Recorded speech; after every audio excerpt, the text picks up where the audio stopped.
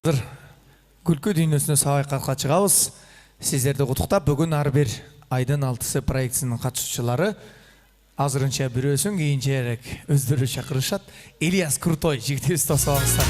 Кудул жигитибиз.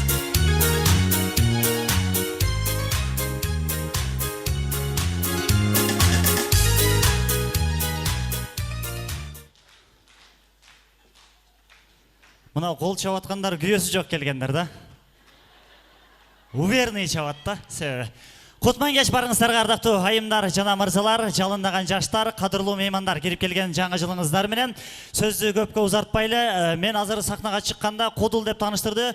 Күлдүрөт дегенде сиздер бир аз күлгөнгө даяр болуп туруңуздар. Ага чейин мен бир агам менен бир дуэт ырдап берип коеюн сиздерге. Андан кийин күлкү дүйнөсүнө саякатка чыгабыз. Тосуп алыңыздар, сиздерден дүркүрөгөн кол чабаларыңыздар менен Кыргыз Республикасынын эмгек сиңирген артисти Гүл жигит Сатыбеков ага сахнага чыгат.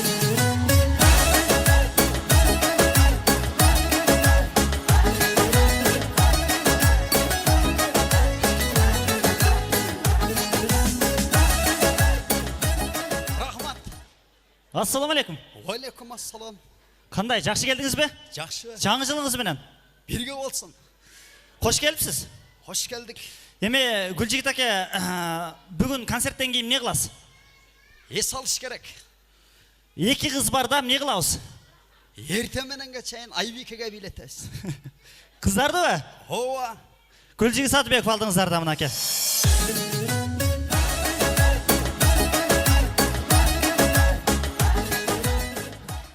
Маркум Манас Бердибеков агайыбыздын уулу Санжар Бердибековду тосуп алыңыздар. Санжар Бердибеков. Мен деле бирөөнүн баласымын, кол чаап кояр эле.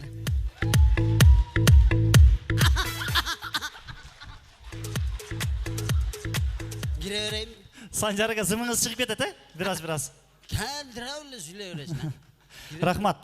Бул Кодулду тааныштыра турган болсок, маркум аралаштыгын алып Кодулу Дөөлөт Мадымаев айыштабыздын баласы Канатбек Мадымаев деген бала өзгөчө талантты.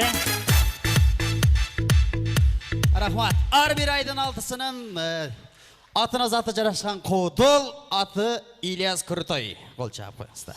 Рахмат. Болду. Рахмат. Ушулерден улантабыз. Тажым кылып кое берейин. Баары арасынан бирөөсүнүн кызына үйлөнөбүз да. Кудай жалгасын. Канат. 2018 жыл мен үчүн ушунчалык жемиштүү жылдардан болду. Жемиштүү? Ооба. Бир жегендей болбой атасың го, эмнеге? Жок. Негизи мындай жакшы ийгиликтерге жетиштим да. Нурлан Насип үйлөндү. Анын сага кандай тиешеси бар? Жоюм кандай тиешеси болбогонун билбейм. Нурлан деп аткан кыздар уят болду да, мен ошого кайф алып атам. Алам болуп атасың го. Ооба. Мындайда Асел Кадырбекова кызыбыздын жеңешканы деп коерейин. Көй кийген көйнөгү жанагы. Тойго кийген көйнөгү. Жанагы парашютка окшогону. 270 000 сом экен. Биздин акчагабы? Ооба. Нурлан Насип эле тийип албай. Мен деле кыялданып жүрөм, Самара Каримова болуп калбай. Бирок сен Самара Каримова болсоң жарашат. Сен мындай турган турушуң, сулуулугуң, фигураң дагы өзгөчө да. Мындай Самара Каримовага чындай. Мындай кылалы Канат, бүгүнкү концертте айымдар көппү же мырзалар көп ошону бир сыйра текшерип алайлы да, андан кийин улантайлы программаны. Айымдар барбы дегенде айымдар бир катуураак кол чаап коюңуздар, андан кийин мырзалар барбы дегенде мырзалар. Эгер дайыр болгон болсоңуздар, жок, мен биринчи мырзалардан баштайын. Мен айымдарды алам. Ооба. Ар ким өзүнө жакынын алат да. Ким ошого окшош болсо ошондойун алат. Мырзалардан баштайбыз. Мырзалардан баштайбыз. Кыргызды жоодон соодон коргой турган биздин чыныгы патриот мырзалар барсыздарбы?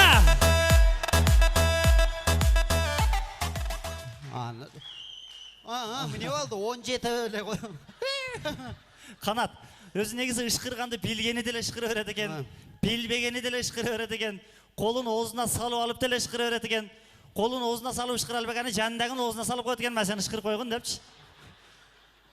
Колун жууганбы, жууган эмеспи, иши жок деген. Жерге жакыныраак болуп тур. Азыр айымдар кыйкырганда аняка жармашып каласың. Мына. Узун чачтуу, нурдуу аял заты барсыздарбы?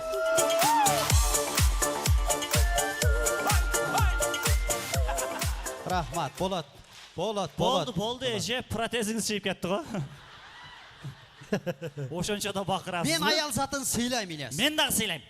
Мисалы, Америкаға барып тұрып, аял затының жүзінен бір муақ деп сүйіп қойсаң, алла рахмат айтады екен. Қантеп? Oh my god деп сөзінше. Анан орыстардың қыздарын артырып, алардың қыздарын жүзінен бір муақ деп сүйсең, алар да рахмат айтады екен. Қантеп? Большое спасибо. Өзбек туғанның қыздары қандай болады екен мына біздің? Алардың қыздарына артырып, муақ десең, ой, тағам өбетмен өп қойын. Қырғыздың қыздарын айтшы, қырғыздың қыздары. Қырғыздың сүт жыттанған қыздары бар ғой, а? Қармон, муақ десең, тарс етіп. Чаппайды. Мен екі жақты қара өңе қарақұлжаға дуылып кетпейді еді қойды бескілер. Азырқы бізбенен тең қыздарға, бізден ұлыларға насат айта албайыз. Бізбенен тең қыздарға мен ушунчалық таң қалдым. Өткенде жайдың күні маршрутқа аябай тығын дегене қанат. Ушунчалық маршрутқа тығын bir қысқа юбка киген қыздың арқасында бір әкебіз тұрып қалыптыр да. Ушундай тығын. Жанағы қыз мынтип қарап тұрып, байке, тетігі дөмпеге міне дейді. Анан қарындашым чөнтөгімде кошелегім бар, ішінде ақша бар деді. Анан бір остановка өткенден кейін қыздың жini келіп кетті. Байке, нарағырақ сілі оласың деді. Мінеге десе, барған сайын ақшаңыз көбейіп кетіп отады дейді. Қайда? Аныстағы мейлі, екі қыз паркта сөйлеші, қыз жігіт паркта сөйлеші отырады.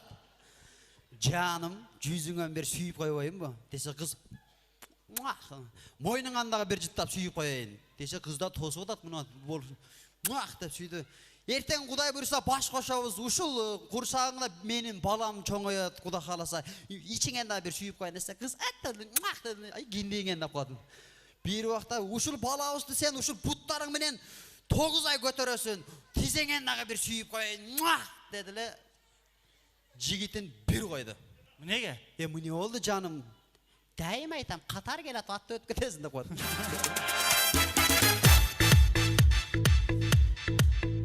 Қадірлі меймандар, азыр өзінегізі бұл жақта қатышушылар аябай көп екен.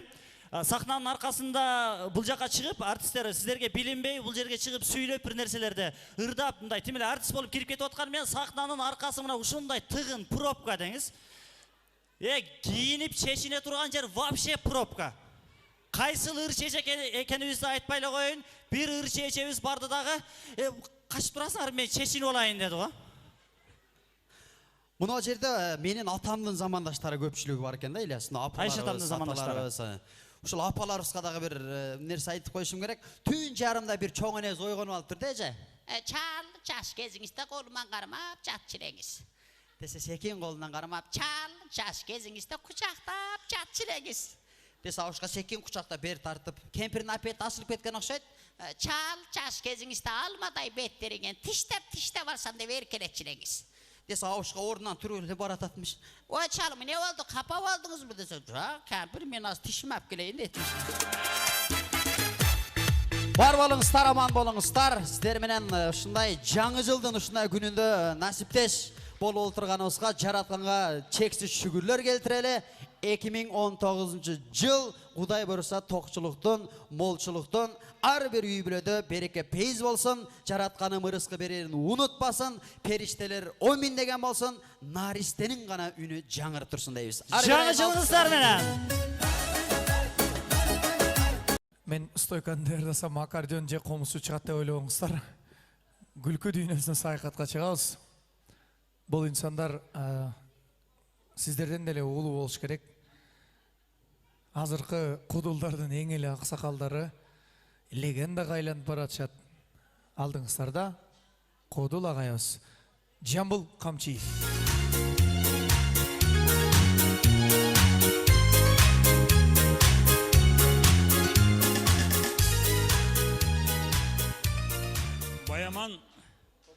Баяман Бобулов деген жігіт ұшы. Бүгін концерттен алып барушысы конференция деген французша айтқанда жиындың алып барушысы Мсия деген тамашалау жігіт деген сөз да.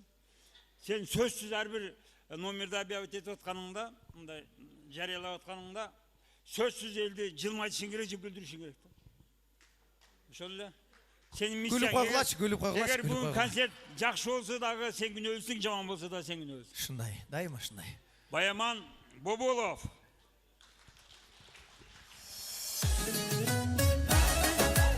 Азыр мынау лестницадан шығып келатсам екі кемпір түшіп кетіп аттар. Кетіп атасыздар жоқ. Біз қайта шығабыз. Концерттен қашан башталады дейді. О, концерт болып өтпейбі десем, жоқ, біз сенікен көрішуіміз керек дейді. Мен таң алған жоқпын. Себебі маңа қыз келіндер аябай қызығышады да. Мен аның башынан не байқаймын. Мен филармонияда, спорт сарайда, театрларда концерт бергенімде күйесіменен келгенімде, күйесі жоқ жалғыз келгенімде мені жалдырап қарай берешеді да. Маға аябай қызығышады. Антрак болғанда чурқап келіп автограф алышады. Концерт бүткеннен кейін құшақташып алып суретке түсішеді. Ұят жоқтар. Егер автобусқа шығып қалсам, маршрутқа, троллейбусқа шығып қалсам, ал жерде көңіл башталады. Ана шықты. Қайсы, баяқы. Қайсы десе, мо деп сайып көрсетесің. Мен қалбеле оқымамышқа көрмеміше салып отырамын. Базарға барсам, сода тоқтайды. Алып атқан деле, сатып атқан деле жалдырап мені қарап қалышады. Мен нарық базарға өтіп кеткеннен кейін бел жақта көңіл башталады. 24 саат тынбай іштеген магазинге кірсем, түнгі саат 2-де кірем бе, таңғы саат 5-де кірем бе, соу кірем бе, қызу кірем бе, ал жерде іштеп атқан қыз келіндер жұмышын таштап қойып, жаңағы сода қылып атқандағы компьютерлерін таштап қойып, мені елшіп алышады. Мен барып қайсы товарды қармап көрсем, алар дағы қармап көрішеді. Қайсыны қарап қалсам, алар дағы қарап қалышады. Как будто бір маймыл зоопарктан қашып шығып кеткенде қарашады да. Бірдекені бүліндіріп қойбасын деп, елшіп алышады. Қыз келіндер үшіндай маға қызығышады. Мен үшіндай костюмше тұрғанда қызығышады. Егер мен көлде пляжда жүргенім көрсе, менің фигурамы көрішіп қыз келіндер талп етіп жығылып қалышады да. Үшіндайда татнаға кіші олауы да. Қысқасы, біз үшіндай қызықтырған қыз келіндерге данг жана дүнг. Жаңа рахмат. Азыр ұшыл тапта статистика бойынша еркектердің орташа жашы Қырғызстанда 59 екен. Ал эми аялдардың орташа жашы 72 екен. Құдайдың құдіреті менен. Аялдар бізге қарағанда 13 жылға көп жашайды екен. Емін үшін мұндай деп изілдеп көрсем біздің аялдар мүректің суысынан дағы қымбат болған нәрселерді жеп ішіп тұрады екен. Ал білесіздер өне, ал еркектің нерви. Бешара еркек төшекте жатады ертең менен, ешкімге тиішпейле жатса, аял ойғытады да. Тур, отын ап кел, көмір ап кел. Балдарды қара, малдарды қара, уылды үйлеш керек, қызы тұрмышқа беріш керек. Сен болса жатасың, сұлайып деп. Мені чағып қолыма қармат қойды да. Анан өзің успокойтесің, ешке шығып сигарет жегесің, нәрс жегесің. Аз келіп қалса, көккамоқтан барып 150 грамм басып бересің дағы, жанам не деп ататылың дейіз да. Қысқасы бізде ұшындай напряженный қармаған аялдарға дағы бір жолы данг жана дүнг.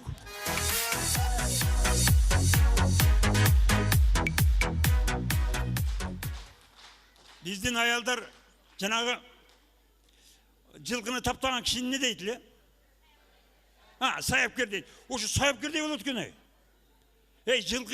Жылқыны саяпкер не болады? Саяпкер деген мындай үркіншек, тевенек, тиштек, шаңдаған аттарды үйретеді. Қантып. Бірінші ұқырықты ұрғытады, мойнына илініп қалса қармап тұраттағы бір-екі секіргенден жүген салады, тоқылғалайды, мінет, ана ұшайдан шаңдап қала береді, ат болып. Бізде дағы кейбір жігіттер бар да 25-30-ға шығады, үйленбей жүре береді. Үйленбейсің бі десең, аз о да. Ама қыздар жақпайды. Мынау қыз іші десең, бұл қыз чашы кыска, акылы кыска дейт, бучу десең мунун тамаклаганга эби жок дейт. Ошентип жүргөндө бір күнү бір саяпкер кызга туш келип калат да бечара. Ошону эле карап калат баары, ошону. Алдагы байкап калат дагы ага укуру келип коет. Ал эмне? Нике күбөлүк. Бирди төрөп бергенде жүгөн салып коет. Экини, үчтү төрөгөндө токулгалап минип алат экен да. А жанагы саяпкер дагы атты үйрөткөндөн кийин каласа улакка кошот, эңишке кошот, кошко кошот дегендей, арабага кошот. Аялдар дагы эркектерди үйрөтүп алгандан 4-5ти төрөп бергенден кийин каалаган жагына минип жүрө берет экен. Тойго десе тойго, ойго десе ойго кете берет экен күйөөсү. Акыр күндө сурабай да калат экен, каяка барабыз деп. Жеткенден сурайт да каерге келдик деп. Бөлөбүздүкү тагабыздыкы дейт. Ошол жерде бечара отурат, кечке кеттик демейчи. А баягы саяпкер дагы гумандуу да, ал мал жанды аяйт. Сөөктөрү чыгып калганда каржайып жылкынын, жоор болуп, жалы түшүп калганда жайлоого апарып кое берет. Бар эми эркиндик сага деп бошотуп ийет. Бошотуп ийсе бечара жылкы үйрөнүп калганда, ошо боз үйдүн жанынан эле алып кетпей ошол жерде оттоп жүрө берет мындай. О, нар жакта бээлер турат, карап да койбойт. Ошондой биздин аялдар да биздин 50 жаштын нарак берагында бир сыйра кое берет. Бар бер. Кайка барсаң ошол жака бар. Көзүмө көрүнбөй жогол. Десе эркектер намызды көрүп, "Көсү кетем." Дейт дагы костюмун көтөрүп алып кетет. Көп болсо район центрине бир барып келет. Классташтар барды кеткен, турмушка чыккан, Москвага кеткен, Москвага кетип калган. Айланып кечке малаган келип калат үйгө. Бирок үйгө прямо кире албайт, саяпкерден коркот да. Калп эле алма бутамыш болуп, арык казымыш болуп, малдарга чөп салмыш болуп жүрө берет.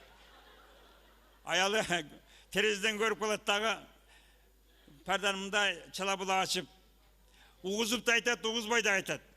Садаган баштанып келипсиң го. Менен башка сен эч кимге жакпайсың. Сага окшогон сасыкты эч ким жанына жолотпойт. Деп бечара эркекти окончательно сындырат да. Ошо ойдон бечара эркекти кааласа 59 жашка чыгарат, кааласа чыгарбай кое берет. Кыскасы, бизди ушу 59 жаштан ашыра койгон аялдарга дагы бир жолу даңк жана дөңк.